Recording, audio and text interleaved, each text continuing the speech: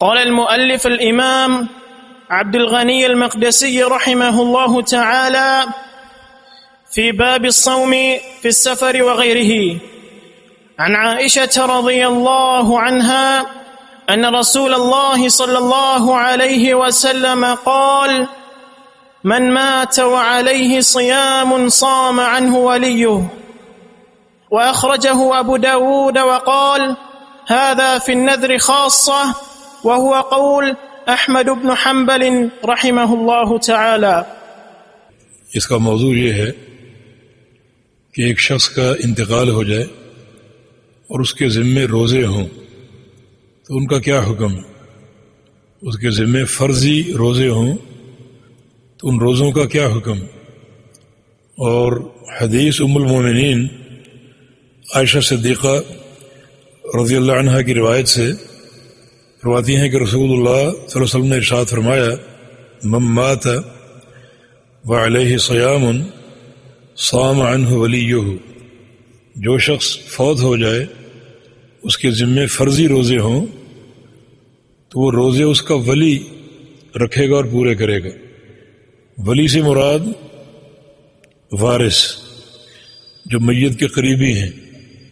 میت کے قریبی رشتہ داروں کی دو قسمیں، ایک وہ جو اس کے وارث بنتے ہیں، اس کے مال کے وارث بنتے ہیں، اور دوسرے وہ جو وارث نہیں بنتے۔ تو یہ روزے کا حق وارثوں کے لیے، جب وہ وراثت پاتے ہیں تو پھر میت کی کوئی تکلیف ہو، کوئی اس کا ذمہ ہو تو وہ بھی وہی پورا کریں گے۔ جب وہ میت کا مال بطور ترکہ حاصل کرتے ہیں تو میت کے جو واجبات ہیں ان کی تکمیل بھی وارث ہی کریں گے۔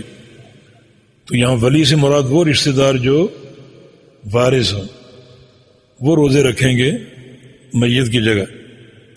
فرضی روزے کی دو قسمیں، ایک رمضان کے روزے جو کہ فرض ہیں، اور دوسرے نذر کے روزے۔ نذر ایک عبادت ہے۔ نذر سے مراد یہ کہ انسان اپنے کسی بھی کام کے لیے نذر مان لے، فلاں کام ہو گیا تو میں 1 مہینے کے روزے رکھوں گا۔ اب یہ روزے اس نے خود اپنے اوپر فرض کر لیں، رکھنے ضروری ہیں۔ یوفون بالنذر، جو متقین ہیں وہ نذریں پوری کرتے ہیں اور اس حق کا خیال رکھتے ہیں۔ چنانچہ فرضی روزوں کی دو قسمیں، رمضان کے روزے اور نذر کے روزے۔ حدیث میں جس روزے کا ذکر ہے یہ نذر کے روزے ہیں، رمضان کے روزے نہیں ہیں۔ اس موضوع کی جتنی بھی احادیث ہیں ان سب کو جمع کیا جائے اور ان کے متون پڑھے جائیں تو خلاصہ یہ نکلتا ہے کہ ان روزوں سے مراد نذر کے روزے ہیں، نہ کہ رمضان کے روزے۔ تو سوال یہ کہ اگر رمضان کے روزے باقی رہ گئے ہوں تو ان کا کیا کیا جائے؟ ان روزوں کے ہر روزے کے بدلے ایک مسکین کو کھانا کھلا دیا جائے۔ ہر روزے کے بدلے ایک مسکین کو کھانا کھلا دیا جائے۔ اور جو نذر کے روزے ہیں ان میں اطعام نہیں، کھانا نہیں ہے، بلکہ یہ روزے رکھنے پڑیں گے۔ اور اس سے یہ بات اخذ ہوتی ہے کہ کوئی شخص اگر نذر مان لے اس قسم کی روزوں کی یا کسی بھی ایسے امر کی تو اپنے ورثاء کو وہ آگاہ کرے، تاکہ اگر اس ناگہانی انتقال کی صورت میں اس کے وارث ان کی تکمیل کر سکیں۔ اب جہاں تک اس موضوع کے دلائل کی بات ہے، آگے آپ نے پڑھا، امام ابو داود رحمہ اللہ فرماتے ہیں: ھذا فی النذر خاصۃ، کہ یہ جو قضا ہے، یہ جو روزے ہیں جو میت کا وارث یا ولی رکھے گا، یہ نذر میں خاص طور پہ ہیں، نذر کے روزوں میں۔ اور وہو قول احمد بن حنبل، اور یہی امام احمد بن حنبل کا قول ہے۔ امام اہل سنہ احمد بن حنبل رحمہ اللہ کا قول بھی یہی ہے کہ حدیث میں جن روزوں کا ذکر ہے وہ نذر کے روزے ہیں، نہ کہ رمضان کے روزے۔ رمضان کے روزوں میں ہر روزے کے بدلے ایک مسکین کو کھانا کھلانا ہے۔ عمرہ جو کہ تابعیہ تھیں، اور سیدہ عائشہ صدیقہ کی شاگرد تھیں، ان کی والدہ کا انتقال ہو گیا اور ان کے ذمے رمضان کے کچھ روزے تھے، ان کی والدہ کے ذمے رمضان کے کچھ روزے تھے۔ تو ام المومنین کی خدمت حاضر ہوئیں کہ میں کیا کروں، روزے رکھوں؟ فرمایا کہ تصدقی، جو روزے رہ گئے ہیں تمہاری والدہ کے، ہر روزے کے بدلے صدقہ دو، مکان کل یوم نصف صاع علی مسکین، ہر روزے کے بدلے ایک مسکین کو آدھا صاع تقریباً 1 کلو سے کچھ اوپر اناج یا کھانا کھلاؤ ہر روزے کے بدلے۔ تو ام المومنین نے بھی جو فتویٰ دیا اپنی شاگردہ عمرہ کو، تو وہ اطعام کا ہے، کھانا کھلانے کا، روزے رکھنے کا نہیں ہے۔ یہی فتویٰ عبداللہ بن عباس کا بھی ہے، ان کا قول مذکور ہے کہ رمضان کے روزے ان کے بدلے اطعام ہے، کھانا کھلانا، اور جو نظر کے روزے ہیں وہ ولی رکھے گا اور پورے کرے گا۔ اور یہ دونوں فتوے ام المومنین کا اور ابن عباس کا، ان کی ایک اہمیت ہے، اور وہ اہمیت یہ ہے کہ ان حدیثوں کے راوی بھی یہ دونوں ہیں۔ اوپر آپ نے حدیث پڑھی وہ سیدہ عائشہ صدیقہ کی روایت سے، جس کا مضمون کیا ہے، من مات وعلیہ صیام، جس شخص کا انتقال ہو جائے اور اس کے ذمہ روزے ہوں، صام عنہ ولیہ، تو اس کا ولی، اس کا وارث وہ روزے رکھے۔ تو ان سے مراد نظر کے روزے ہیں، نہ کہ رمضان کے۔ جناب عائشہ صدیقہ کا یہی فتویٰ ہے، اور وہ حدیث کی راوی بھی ہیں، اور حدیث کی راوی اپنی اس روایت کو باقیوں سے زیادہ بہتر سمجھتے ہیں اور بہتر جانتے ہیں۔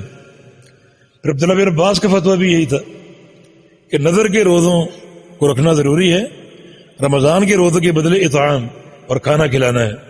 اور آگے جو حدیث عبداللہ بن عباس کی ہے وہ اس حدیث کے راوی ہیں، تو حدیث کا راوی اپنی روایت کو دوسروں سے زیادہ بہتر سمجھتا اور جانتا ہے۔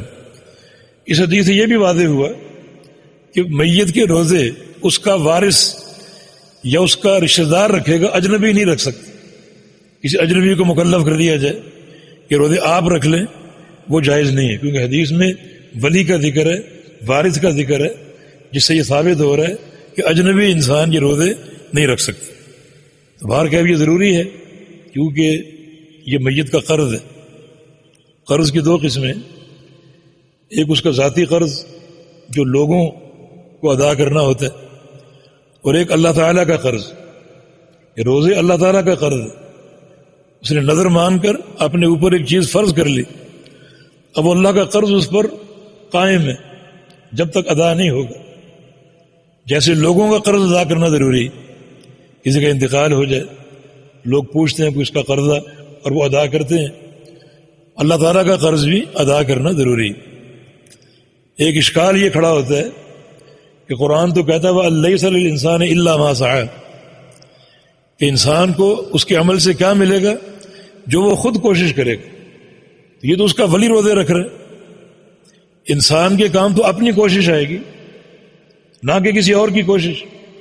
لیکن چونکہ یہ رسول اللہ علیہ وسلم کی حدیث ہے، تو نبی علیہ السلام کا یہ فرمان قرآن کی اس آیت کے لیے مخصص ہے، ایک مسئلے کا استثناء کر رہے، یعنی ہر انسان کو وہی ملے گا جو وہ کوشش کرے گا۔